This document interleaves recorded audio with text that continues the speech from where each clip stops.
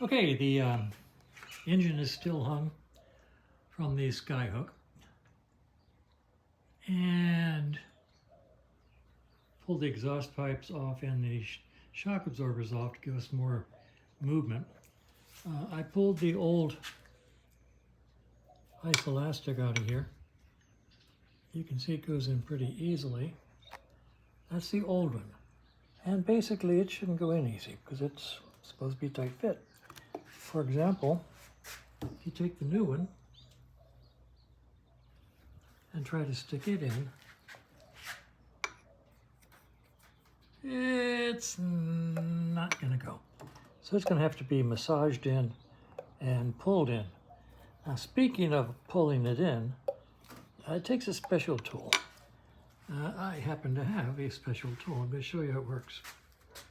We're going to go over to the vise. I have the front isoelastic unit here, and I've actually started pulling the inside cushions out when I stopped to say, I should show people how to do this.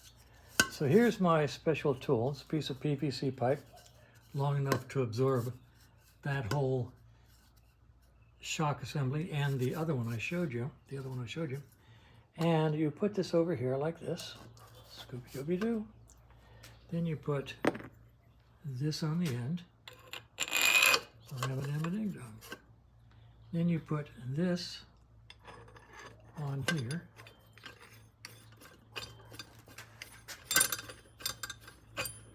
and spin it down. It's going to be hard with me holding the camera.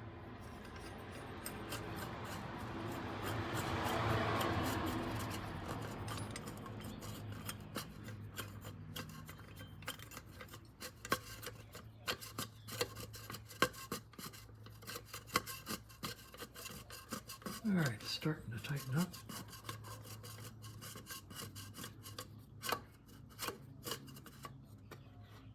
And at this point, you keep turning this while holding this end with a wrench, and this end gets turned with a wrench, and it will pull that rubber bumper unit, shock absorber unit, right out of there.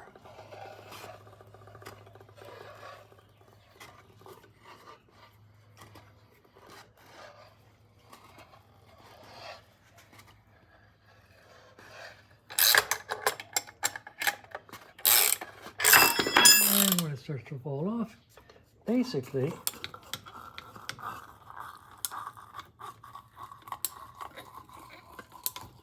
you're just about done. There. And it'll pull it out. It's a little crude, but incredibly effective. I made this years ago, and I've pulled out a lot of isoelastics. And what you do, you turn it around, the same tool will pull the isoelastics into the mounting assembly. So this unit works for both taking them out and putting them in.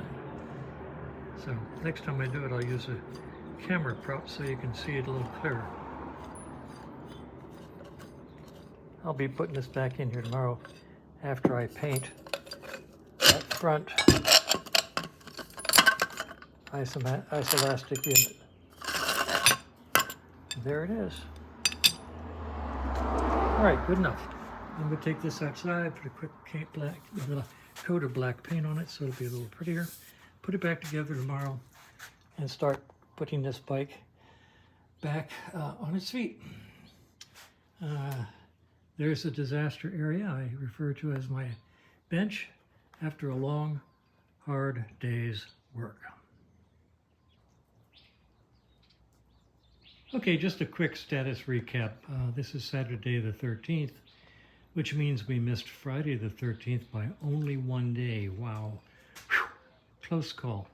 Anyway, I did some touch-up on the rear end of the bike. I touched up the black. It looks pretty good. Looks better when I'll dress it out. So that's just me doing cleanup on the black parts. The bike is ready for the new ice elastics to be installed.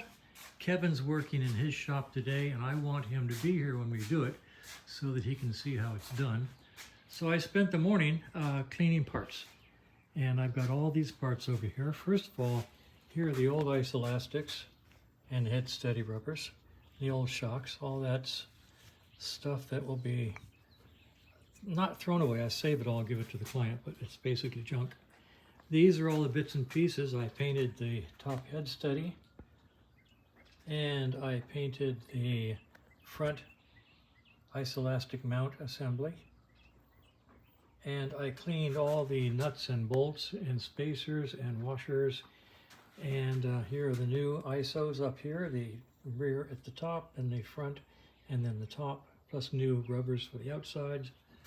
And all the bits and pieces have been cleaned and polished on the wire wheel.